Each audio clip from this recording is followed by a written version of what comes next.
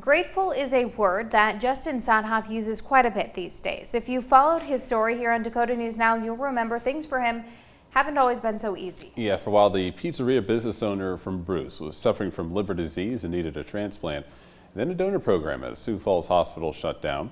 For a while, things seemed pretty dark. And photojournalist Dave Hauk provides an update on Justin, including a trip to a hospital in Omaha.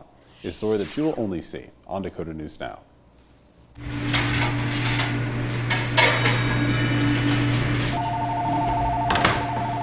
My name's Justin Sothoff. I recently opened a pizzeria in Bruce, South Dakota due to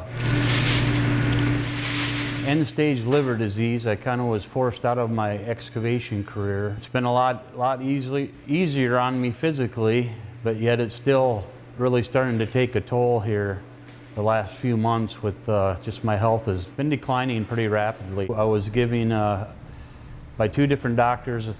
I did two separate biopsies. They gave me roughly 5 years to live. They called me and said they were closing down the transplant unit in Sioux Falls due to, they just felt like they weren't doing justice to their clients because they weren't able to get any donor organs. So I was referred to a few different facilities, great facilities around the country, and I picked Omaha, Nebraska, the University of Nebraska Medicine it's called.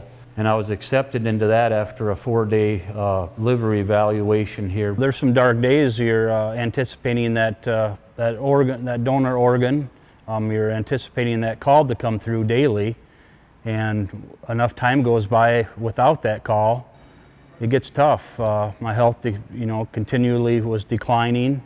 Got to the point where I wasn't able to go to work. He has to have that match in order to even have the transplant. I did call a couple times. It's just been really, really difficult just to see him go through that. All right, we're good to go. Just asking, am I going to be able to get this donor organ in time? Nobody wants to see anybody suffer like that. Thanks for stopping in. Thank you.